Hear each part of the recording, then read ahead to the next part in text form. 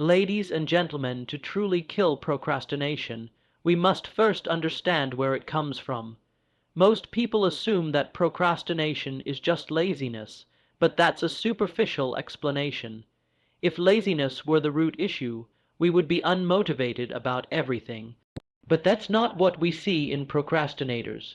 They often have moments of intense effort in certain areas, watching documentaries, helping others, researching their interests. But when it comes to tasks that require responsibility or long-term payoff, they stall. Why? Because procrastination is rarely about energy or ability. It's almost always about emotion. At the core of procrastination is avoidance, avoiding discomfort, fear, or negative emotions tied to the task at hand. For example, a student might delay writing a paper not because they dislike the subject, but because deep down they fear not doing it well. A professional may put off starting a project because they feel overwhelmed, unprepared, or insecure. It's not the task that's being avoided, it's the feelings associated with it. This means that procrastination is actually an emotional regulation problem. The brain is trying to protect you. When faced with a task that triggers fear, doubt, or boredom, your brain moves you towards something that offers immediate relief. Scrolling on your phone, cleaning the kitchen, binge watching videos. These distractions give short-term comfort but rob you of long-term growth. The trade-off is devastating over time, but the brain doesn't think in years. It thinks in moments. What's more, many people use perfectionism as a disguise. They say, "I just want to get it right." But the truth is, perfectionism is fear in a tuxedo. It looks polished and responsible, but underneath it is the fear of failure and judgment. Perfectionists often procrastinate more than others because they've attached their worth to outcomes. If they don't do the task perfectly, they believe it reflects something broken or inadequate about who they are. So they delay. They wait for the perfect mood, the perfect timing, the perfect conditions. But those never come, and while they wait, the pressure grows. Another overlooked cause of procrastination is lack of clarity. When a task is vague or undefined, it overwhelms the mind. The brain hates ambiguity. When you say, "I need to work on my business," your mind doesn't know where to start. It spins in circles, avoiding action because there's no clear path forward. Compare that to saying, "Today at 10 a.m., I'll write the outline for my business website's homepage." The difference is night and day. Clarity turns abstract goals into concrete steps. Without it, procrastination thrives. In some cases, procrastination is caused by low energy. People underestimate how much their physical state affects their ability to focus. Sleep deprivation, poor nutrition, dehydration, and lack of movement all drain mental resources. When the brain is tired, it gravitates toward ease. It avoids effort. That's why taking care of your body is a critical foundation in the fight against procrastination. No strategy can replace a well-rested, well-nourished mind. There's also a deeper psychological element, one rooted in identity. Many people unconsciously label themselves as procrastinators. They say, "I've always been like this," or "That's just how I operate." These statements are not observations, they are affirmations. When you label yourself a certain way, your behavior will align to confirm that identity. If you believe procrastination is part of who you are, you'll find ways to prove yourself right. You'll delay, self-sabotage, and rationalize it, not because you're incapable, but because the mind likes consistency between belief and action. This is why the first step in killing procrastination is awareness. You must become a student of your own behavior.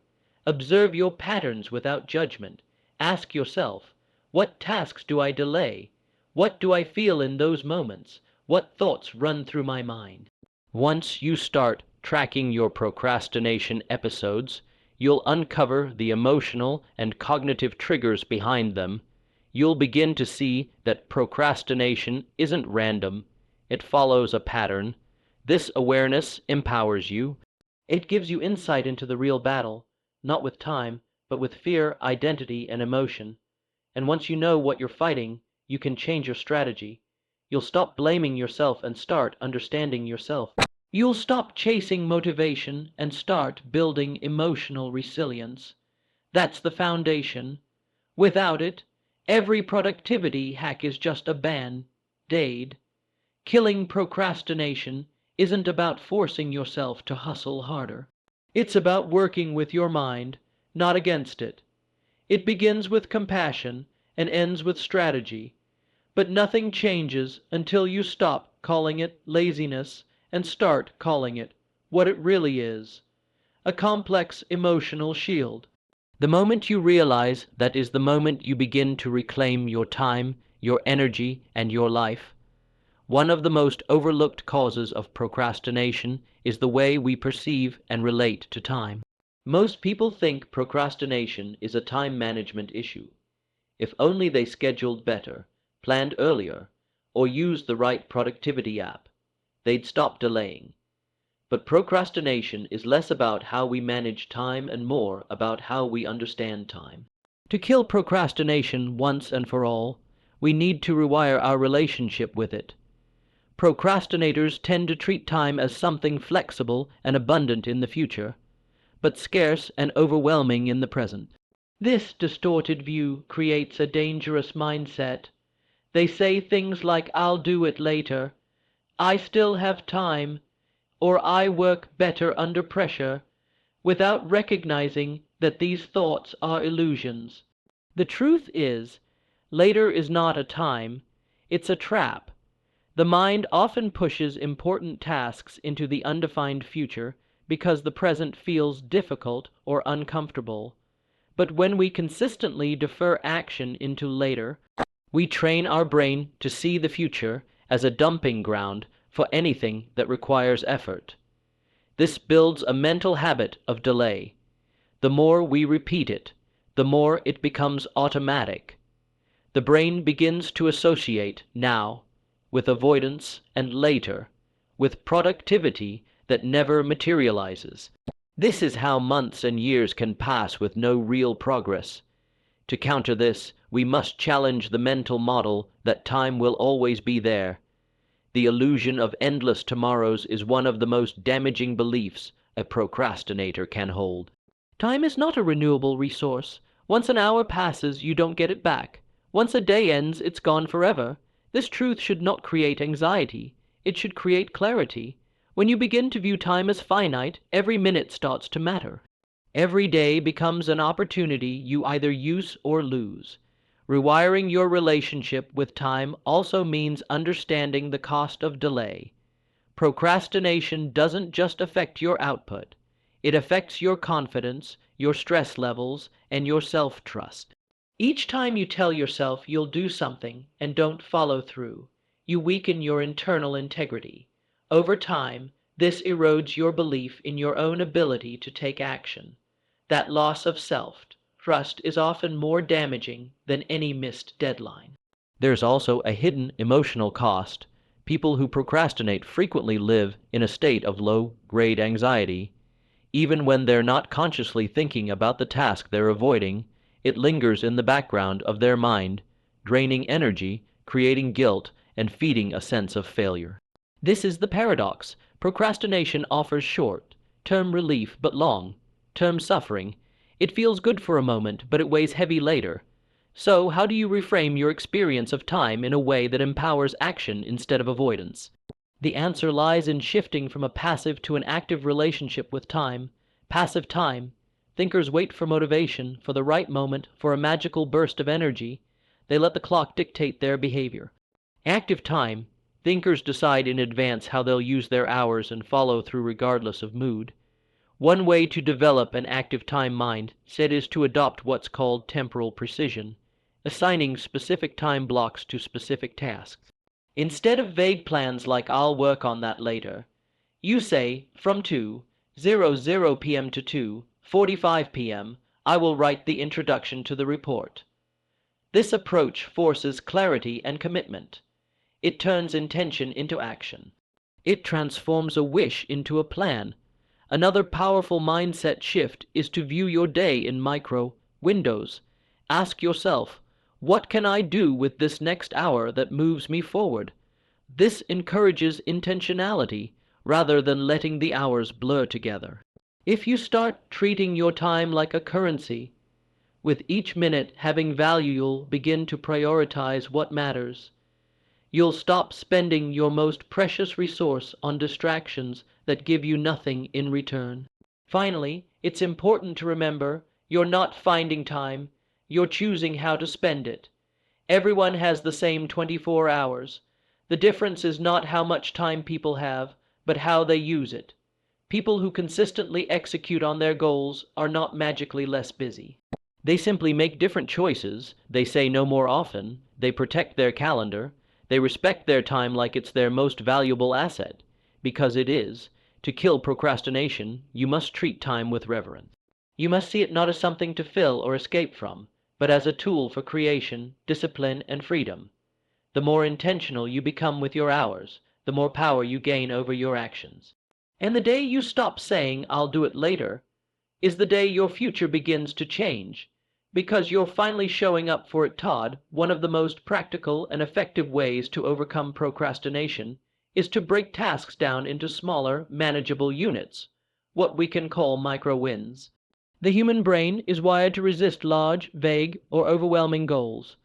When a task feels too big, our mind instinctively looks for ways to avoid it. This isn't a character flaw, it's a survival mechanism. The brain seeks comfort and predictability. Huge, undefined tasks feel like threats, so we escape into distraction. The solution: shrink the threat. Imagine standing at the bottom of a mountain and looking up.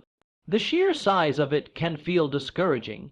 You might think, "There's no way I can climb that today," and you walk away. But what if, instead of focusing on the summit, you focused only on the first 20 steps?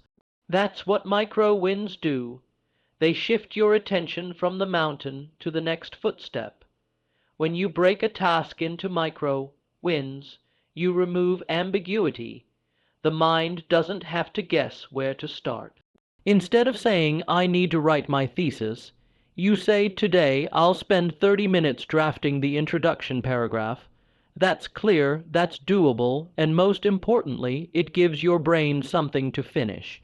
Completion triggers satisfaction. It creates a sense of control and progress. Neuroscience backs this up. When we complete a small task, the brain releases dopamine, a chemical associated with motivation, pleasure, and reward. This isn't just a feel-good response, it's also a powerful form of positive reinforcement. Each micro win makes it more likely that you'll continue. Momentum is no longer a mystery, it's a byproduct of design. In contrast, procrastinators often wait to feel like it before beginning, but motivation doesn't precede action, it follows it. This is why breaking tasks down is so powerful. It lowers the resistance threshold. When the next step is tiny and achievable, the brain has less reason to fight it. Action becomes less about discipline and more about design. There's also a psychological shift that happens when you focus on micro wins. You begin to see progress more frequently, which builds self-efficacy, the belief that you can succeed. This belief is essential for sustained motivation. Without small wins, big goals can feel like endless slogs. But when you experience daily progress, even if it's small, you feel in control. You start trusting yourself. That trust is the opposite of the guilt and shame that often accompany procrastination. Another advantage of breaking things down is that it helps you recover faster from setbacks. When your goal is enormous, like launch a business, any disruption feels like failure. But if your focus is only on today's micro win, outline the homepage content, a setback is just a speed bump, not a complete derailment. Micro wins keep failure in perspective.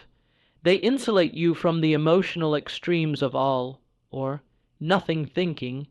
Some people resist breaking things down because they believe it takes more time. They say, I don't want to spend time planning. I just want to do the work. But this is short-sighted. Spending 10 minutes to define the next small step can save hours of confusion, avoidance, and mental stress. Planning micro wins isn't wasted time, it's precision. It removes friction before it shows up. To make micro wins work for you, it's important to pair them with deadlines and a sense of finality. Draft outline for 20 minutes is stronger than work on outline. The former has a clear finish line, the latter is open-ended. Ambiguity breeds delay. Precision invites action, time. Blocking these small steps into your day reinforces commitment. It sends the message that this task matters now, not later. Micro wins are not just about productivity, they are about psychology. They give you evidence that progress is happening. They provide a narrative that you're someone who follows through. Over time, that identity becomes more powerful than any to-do list.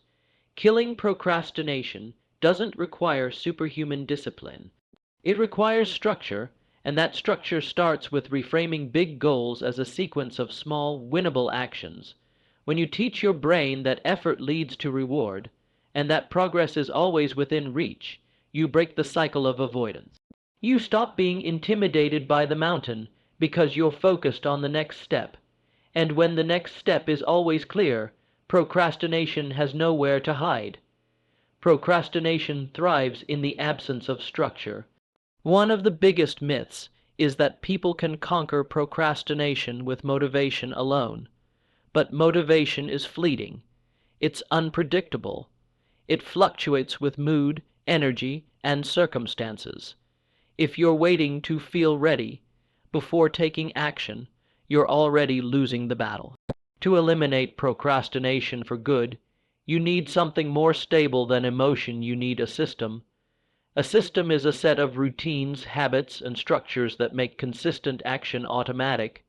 Systems don't depend on how you feel. They work because they're built into your day.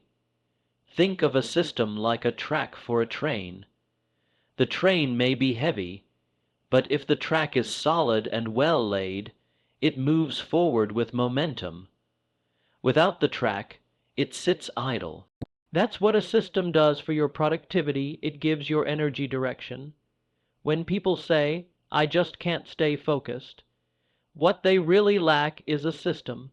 Systems include things like a structured morning routine, clear working hours, predetermined goals for each day, and external accountability. They remove the need to make constant decisions about when, where, and how to act because those decisions have already been made in advance. Every time you leave those questions open, you leave space for procrastination to creep in. One powerful example of a system is time blocking. Instead of keeping an open-ended to-do list, you assign each task a specific time on your calendar. For example, from 9:00 to 9:45 you respond to emails, from 10:00 to 11:30 you work on your main project, and so on. This not only protects time, but also forces you to commit in advance. It eliminates the decision-making process during the day, which often becomes an excuse to delay. Another system tool is the Pomodoro technique, which breaks work into focused intervals, usually 25 minutes long, followed by short breaks. This method works because it trains your brain to associate work with manageable chunks. Instead of thinking, "I have to write for 3 hours," you think, "I only need to focus for the next 25 minutes." That small shift reduces resistance and makes starting easier, but even systems need support. That's where accountability comes in. Procrastination thrives in private. When no one knows what you're supposed to be doing, it's easy to justify delay. But when someone else is aware of your goals and checks in on your progress, you're far more likely to follow through. That accountability can come from a mentor, a coach, a colleague, or even a simple progress log you report publicly.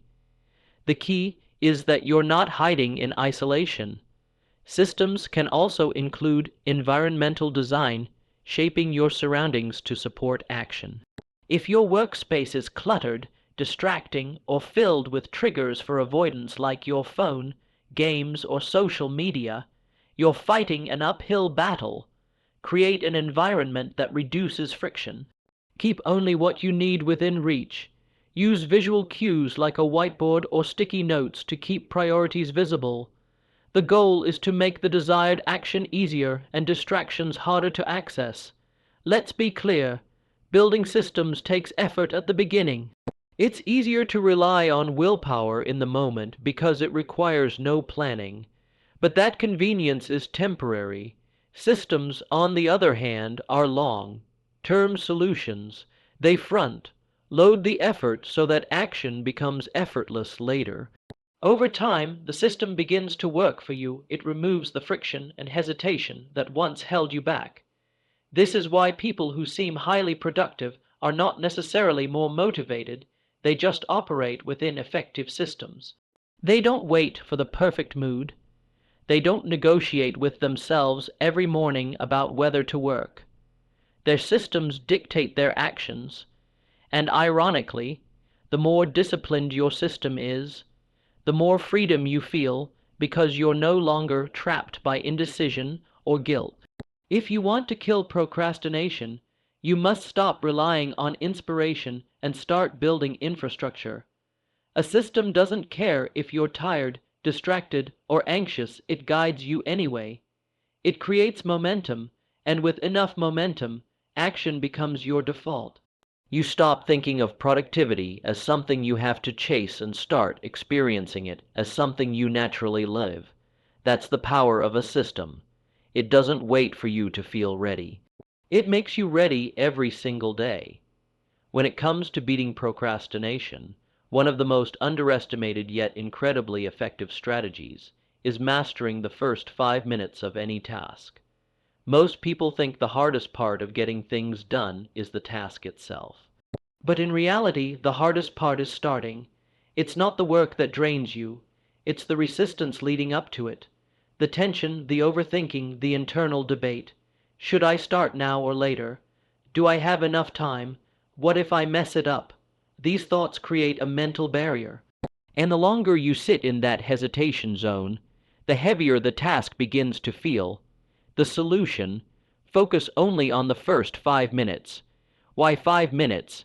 Because 5 minutes is small enough that it doesn't trigger the brain's alarm system. When a task feels too big or too long, your brain tries to protect you from stress by avoiding it. But when you tell yourself, I'm only committing to 5 minutes, that resistance dramatically decreases. It feels harmless. You're giving your brain a bite-sized action rather than a mountain to climb, and once you start, something important happens. You gain momentum. Momentum is not just a motivational buzzword. It's a psychological phenomenon rooted in something called inertia. Just like in physics, objects at rest stay at rest, and objects in motion stay in motion. Human behavior is the same. When you're doing nothing, it feels easier to keep doing nothing. But the moment you move, when you write the first sentence, clean the first dish, or make the first phone call, you're no longer resisting, you're flowing. That shift from inaction to action is the tipping point. And it almost always begins with the first few minutes. There's also a shift in perception that happens during this time. Before you start, the task feels abstract and exaggerated.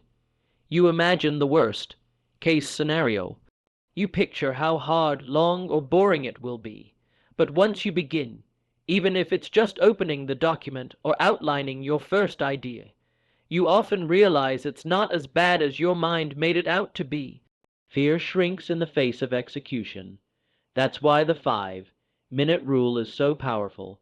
It helps you bypass the exaggerated mental narrative that feeds procrastination. This technique is often referred to in productivity circles as the just start rule. But it's not just about starting randomly. It's about starting with intentional, limited effort. Give yourself permission to stop after 5 minutes if you want to. This is important. The freedom to stop removes the pressure of perfection and long, whole commitment. Ironically, once you give yourself that option, you rarely use it, because once you've started, the task has already begun to feel more manageable. Think about any time you forced yourself to begin something you were avoiding. Chances are, once you were 5 minutes in, the resistance faded, you became engaged, you may have even entered a flow state without realizing it.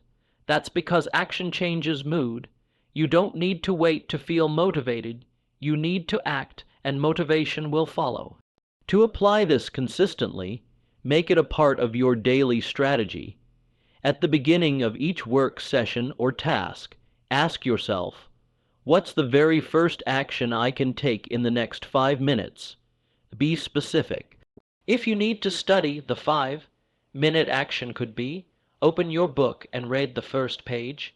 If you need to write, it might be, open your laptop and type the first sentence. If you need to clean your space, it could be, set a timer and clear one surface. This approach builds mental discipline over time. The more often you practice showing up for just 5 minutes, the more you train your brain to associate action with ease instead of pressure. You become someone who initiates rather than avoids. And this self-image is crucial. Procrastinators often identify with inaction, but people who master the first 5 minutes start to see themselves as doers, as starters, as people who don't overthink. They engage. It's important to note that the 5-minute rule is not about tricking yourself or using gimmicks. It's about strategically lowering the barrier to entry. It's about shifting your relationship with tasks from emotional to operational. You stop asking, "Do I feel like doing this?" and start asking, "Can I give it 5 minutes?" That one question has the power to unlock hours of productivity. In the battle against procrastination, starting is everything. You don't need to finish everything in one sitting. You just need to begin. And if you can master the first 5 minutes, you can master your momentum. Once momentum is on your side, procrastination doesn't stand a chance. One of the most powerful long-term solutions to procrastination is developing internal disciplines, specifically cultivating self-generated accountability. Many people rely on external pressure to get things done, deadlines, consequences, other people watching. But these are temporary motivators. They work until the pressure disappears. If you want to eliminate procrastination permanently, you need to become accountable to yourself, even when no one is watching. This is what separates people who occasionally push through tasks from those who consistently take action regardless of circumstances. At the core of this kind of discipline is a mindset shift. You stop seeing tasks as obligations imposed on you from the outside, and instead begin to treat them as promises you've made to yourself. This reframing changes everything. A promise to yourself is not negotiable. It's not something you move around for comfort or convenience. It's a commitment tied directly to your self-respect. When you consistently break promises to yourself, you chip away at your confidence, your trust in your own word, and your sense of personal power. But when you honor those promises, even in small ways, you reinforce integrity, and that integrity becomes the engine of self-discipline.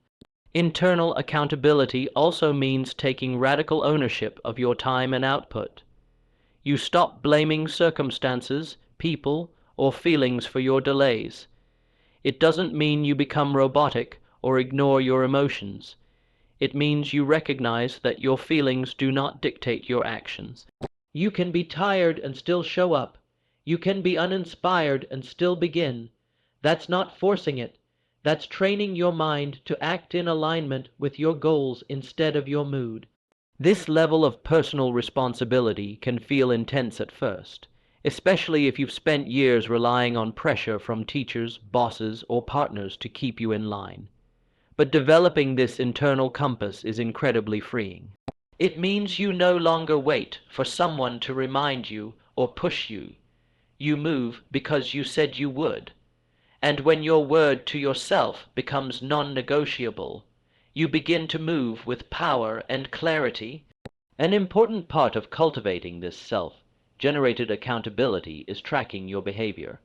What gets measured gets managed. You don't need elaborate apps or journals, just a system that lets you reflect, even briefly, on what you said you'd do versus what you actually did. This awareness brings your habits into focus. It makes it impossible to lie to yourself. If you committed to 30 minutes of reading and didn't do it, write it down. Don't judge yourself, just acknowledge it. And if you did follow through, celebrate that. Your brain needs to recognize those wins. Over time, these simple reflections create a cycle of self-correction. You begin to catch procrastination in the moment, not after hours have been wasted. That's the difference between reactive living and proactive living. The goal isn't perfection. The goal is awareness that leads to consistency. Another tool for building internal discipline is establishing clear personal standards. Standards are the baseline of behavior you accept from yourself. They are not goals, they are defaults. For example, you might set a personal standard that you write 200 words every morning before checking your phone. That's not a target, it's who you are. The clearer and more specific your standards, the less room you give for excuses. And when these standards are based on identity, I'm the kind of person who honors my routines, they become internalized. Identity plays a crucial role here. If you view yourself as someone who is easily distracted, disorganized, or unmotivated, your brain will look for ways to confirm that identity. But if you start seeing yourself as someone who finishes what they start, someone who values discipline, someone who makes decisions based on principles rather than feelings, that belief will begin to reshape your actions. Behavior follows identity. This is why deep, lasting change doesn't come from hacks. It comes from how you define yourself. Of course, internal discipline is not built overnight. It's built through repetition. It's built every time you show up when you'd rather delay, every time you do the hard thing instead of the easy thing, every time you follow through even though no one would know if you didn't. Each of those moments is a vote for the person you are becoming. And over time, those votes become identity. That identity becomes habit. And those habits become your life. Killing procrastination isn't about perfect routines or endless motivation. It's about becoming someone who honors their own word. It's about realizing that the most important person to stay accountable to is the one you see in the mirror. When you become someone who doesn't need external pressure to do what matters, you become unstoppable, not just in work, but in life.